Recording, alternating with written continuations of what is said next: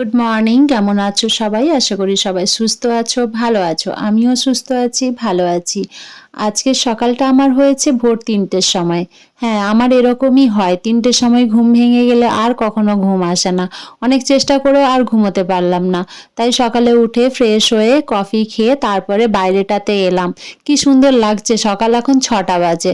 তোমাদের সাথে এই ছোট ছোট ফুলগুলো একটুখানি শেয়ার করলাম।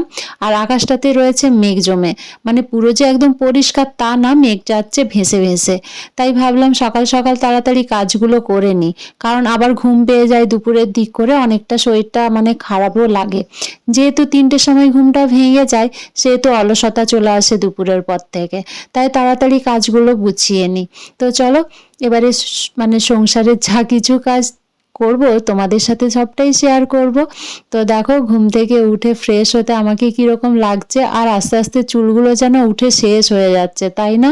অনেকখানি চুল উঠে গেছে, আর আমি তো এইভাবেই বেঁধে রাখি। তো যাই হোক, সকালে ঘুম থেকে উঠে দেখছি প্রচুর বাগানে পাতা পড়ে রয়েছে।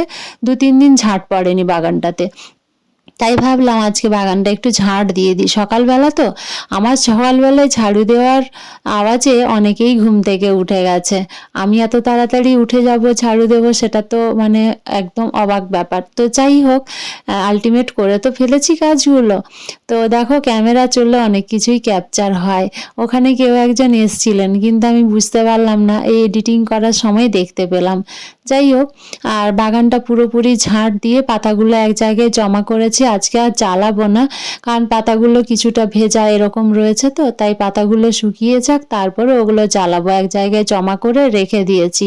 পুরো বাগানটা ঝাড় দিতে অনেকটা সময় লাগলো। তারপরে কিছু কাঁচা ধোয়া ছিল, সেগুলো করে এই সামনেটা ধোয়া, মানে পুরো আজকে পুরো যে মানে যতটা সিমেন্ট দেওয়া রয়েছে পুরোটাই আজকে ধোয়াধুয়ি করেছি। কারণ অনেক বেশি কদিন ওয়েদারটা ভালো না থাকার কারণে এই বৃষ্টি মেঘ এতে করে না অনেকটা নোংরা হয়ে যায়, কালো কালো ধুলো বালি এরকম ভর্তি হয়ে গিয়েছিল। তো দেখো, উঠানটা ঝাঁট দিয়ে দিতে বাগানটা কত ভালো লাগছে, আর উঠানটা ধুয়ে দিলেও না অনেকটা পরিষ্কার লাগে, খুব ভালো লাগে, তাই না? পরিষ্কার পরিচ্ছন্ন থাকতে। গ্যারেজের এই দিকটা ধোয়াধুয়ি করেছি, আবার এই যে বালতি বসিয়েছি, বালতিগুলো ভর্তি হোক তারপরে ধোবো। সকালবেলা এগুলো করতে যেন আমি হাঁপিয়ে উঠেছি, এত কাঁচা, এত ধোয়া, এসব করতে গিয়ে যেন হাঁপিয়ে উঠেছি। চলো ব্রেকফাস্টটা তাড়াতাড়ি বানিয়ে নিই, খিদেও পেয়ে গেছে, এখন 7:30 8টা বাজতে যায় প্রায়।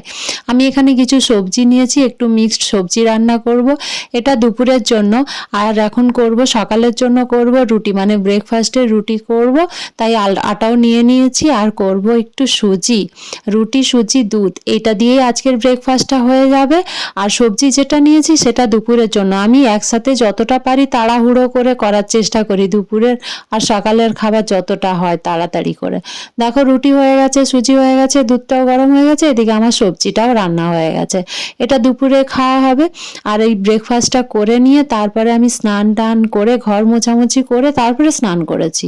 স্নান করে এসছি এঁচোড়টা কাটবো বলে। জেঠিমা আমায় এঁচোড়টা দিয়েছিলেন, 2-3 দিন হয়ে গেছে, কিন্তু সেটা আর রান্না করা হয়নি। তাই ভাবলাম আজকে এঁচোড়টা রান্না করি। তাই এঁচোড় কাটতে বসে তোমাদের সাথে একটু শেয়ার করলাম। দেখো, এঁচোড় কাটলে না অনেক হাতের মধ্যে আঠা লেগে যায়। লেবু বা সর্ষের তেল ইউজ করলে এটা হয় না। আমি সর্ষের তেল দিয়েই এঁচোড় কাটি। সর্ষের তেল হাতের মধ্যে ভালো করে লাগিয়ে, আর যে বাসনে এঁচোড়টা রাখবো সেখানেও আমি অল্প সর্ষের তেল মাখিয়ে দিই, তাহলে বাসনের মধ্যেও সেই আঠাটা লাগে না। কথায় আছে না, কাঁঠালের আঠা লাগলে পরে ছাড়ে না। তো এই হচ্ছে ব্যাপার, এই আঠা এমনই আঠা, লাগলে একবার হয়েছে, কোনো মতেই তাকে ছাড়ানো যায় না। সেই জন্য ভালোভাবে তেল লাগিয়ে এরপর আমি এঁচোড়টা ছোট ছোট করে কেটে নিচ্ছি।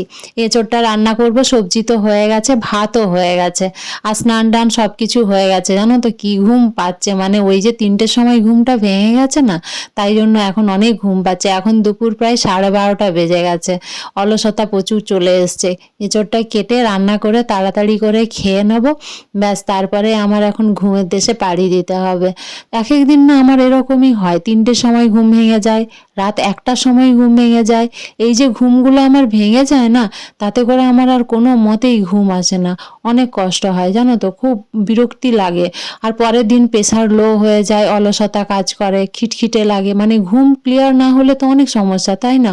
আর ঘুমের ওষুধ কত খাবো, মাঝে মধ্যেই খেতে থাকি, কিন্তু আর ভালো লাগে না এত ঘুমের ওষুধ খেতে। তাই আর খাই না, এখন 2 ঘন্টা ঘুমাই আর 4 ঘন্টা ঘুমাই, তার মধ্যেও আবার স্বপ্ন দেখি, আর ঘুমের ওষুধ খাবো না, এটা একদম ঠিক করে নিয়েছি। মনে করি, কিন্তু এক এক সময় এত বেশি প্রেশার পড়ে যায় যে না খেলেও আর পারি না, কারণ দিনের পর দিন এরকম চলতে থাকলে ব্রেনটাও যেন আর কাজ করতে চায় না, জানো তো। তাই মাঝে মধ্যে খেয়ে ফেলে আনা আছে তো, মাঝে মধ্যে 2 দিন 3 দিন পর পর খাই, তারপর আর খাই না, এরকম করি। ডক্টরের প্রেসক্রাইব করারই মানে ঘুমের ওষুধগুলো ডক্টরই প্রেসক্রাইব করেছিলেন, ওটাই খাই, নিজের থেকে কিছু আনি না। নামও আমি জানি না, আমার এমনিতে ওষুধ মানে অতটা ভালো লাগে না, যতটা পারি অ্যাভয়েড করি, অনেক কষ্ট পেলে তবেই ওষুধ খাই। তো চলো এঁচোড়টা কিভাবে রান্না করছি সেটা শেয়ার করি তোমাদের সাথে। আজকে করব এঁচোড় কষা। এঁচোড় কষাটা কীরকম হয় খেতে, অনেক বেশি টেস্টি হয় আর অনেক কম সময়ের মধ্যে রান্না হয়, যেটা আজকে তোমাদের সাথে শেয়ার করব। আর তোমাদের কীরকম লাগলো সেটা তোমরা কিন্তু কমেন্ট করে জানিও। তোমাদের যদি একটু ভালো লাগে আমাকে, তাহলে please like comment share subscribe করে চ্যানেলটিকে এগিয়ে যেতে সাহায্য করবে। এটুকুই পাওয়ার তোমাদের কাছ থেকে। তোমাদের এক একটা কমেন্ট না অনেকটা মোটিভেট করে রেগুলারের কাজ করাতে। মনে হয় যে অনেক কিছু করি, অনেকটা এনার্জি পাই, অনেকটা মনের জোর পাই, অনেকটা ভালো লাগে, জানো তো। তাই তোমাদের কমেন্টের আশায় আমি বসে থাকি। তো দেখো এঁচোড়টা কাটা হয়ে গেছে, এখানে আমি লবণ জল দিয়ে একটুখানি এঁচোড়টা ভাপিয়ে নিয়েছি, তাতে করে অনেকটা ভালো হয়। এদিকে কড়াইতে তেজপাতা, শুকনো লঙ্কা, পেঁয়াজ দিয়ে ভাজাভাজি করে নিচ্ছি পেঁয়াজটা ভাজা হয়ে গেলে এখানে আমি পেস্ট করে নিয়েছি আদা, রসুন, কাঁচা লঙ্কা আর টমেটো। আমি 2টো বড় সাইজের টমেটো দিয়েছি, আর পরিমাণ মতো পেঁয়াজ, আদা, রসুন দিয়ে আমি ভালো করে একটা পেস্ট করে নিয়েছি। এই মশলাটা খুব ভালো হয়, একসাথে পুরোটা করে নিলে রান্না করতে অনেকটা সুবিধে হয়, আর রান্নাটাও হয় অসাধারণ। দিয়ে পুরো মশলা দিয়ে ভালো করে কষিয়ে নিয়ে একটুখানি লবণ আর মিষ্টি স্বাদ অনুযায়ী দিয়ে ভালো করে কষিয়ে নিয়ে এঁচোড়টা রান্না করে নিয়েছি। তো দেখো খেতে অনেক টেস্টি হয়েছিল, আর আমি এখানে খেতেও বসে গেছি, সব একসাথে নিয়ে বসে গেছি, আর আলাদা আলাদা করে নিয়ে খেতে ইচ্ছে করছে না, কারণ সত্যি কথা ঘুম পেয়েছে প্রচুর আর খিদেও পেয়েছে প্রচুর। সেই কখন সকালে উঠেছি জানো তো, আর এত খিদে পেয়ে গেছে যে একসাথে একটা থালার মধ্যে আমি সব কিছু নিয়ে নিয়েছি। আমার খাওয়া দাওয়া কখনো গুছিয়ে নিতে ইচ্ছে করে না, সারাদিনের এইসব করার পরে মনে হয় না যে নিজে একটু পরিপাটি করে সাজিয়ে গুছিয়ে খাবারটা নিই। কেউ দিলে ভালো হয়, কিন্তু সেই সৌভাগ্য তো আর আমার হলো না, নিজে নিয়েই খেতে হয়। তাই আমি একটার মধ্যে সবগুলো নিয়ে নিই, কারণ সবই তো সেই পেটের মধ্যেই যাবে। আলাদা আলাদা করে সাজিয়ে সময় নষ্ট করতে আমার আর যেন ভালো লাগে না, আর ক্লান্তি তো শরীরে অনেকখানি থাকে, তাই সত্যি কথা বলছি পেরে উঠি না। ইচ্ছে করে সাজিয়ে গুছিয়ে খেতে, কিন্তু শরীরের ক্লান্তি যেন আমাকে আর দেয় না করতে সেগুলো। তো চলো তাড়াতাড়ি করে খেয়ে নিই। আর আজকের ব্লগটা তোমাদের কীরকম লাগলো সেটা কমেন্ট করে জানিও। খারাপ ভালো যেটাই বলো সেটাই আমার ভালো লাগবে। তোমরা মূল্যবান সময় একটু নষ্ট করে আমার যে ভিডিওটা দেখছো, এটাই আমার কাছে অনেক বড় পাওয়া। তাতে খারাপ ভালো যেটাই বলো না কেন সেটাতেই মনের শান্তি, যে কিছুটা সময় তো তোমরা আমাকে দিয়েছো, তাই না। তো এরপর তাড়াতাড়ি প্রত্যেকটা খাবার না খুব টেস্টি হয়েছিল, বিলিভ করো, খুব টেস্টি হয়েছিল। তো তাড়াতাড়ি করে খেয়ে নিই, খেয়ে নিয়ে বাসন টাসনগুলো ধোয়াধুয়ি করে একটু শুয়ে পড়বো। একটু ঘুমের দরকার আছে, কারণ এত ঘুম পাচ্ছে যে আমি তোমাদের বলে বোঝাতে পারবো না। তো চলো এবারে আমি যাই ঘুমের দেশে পাড়ি দিতে, আর তোমরাও নিজেদের কাজকর্মতে লেগে পড়ো। কেমন লাগলো ভিডিওটা কমেন্ট করতে ভুলো না কিন্তু। আর নেক্সট আবার ভিডিও পেতে অল নোটিফিকেশান অন করে দাও। সবাই ভালো থেকো, সুস্থ থেকো, সাবধানে থেকো। Bye bye and take care.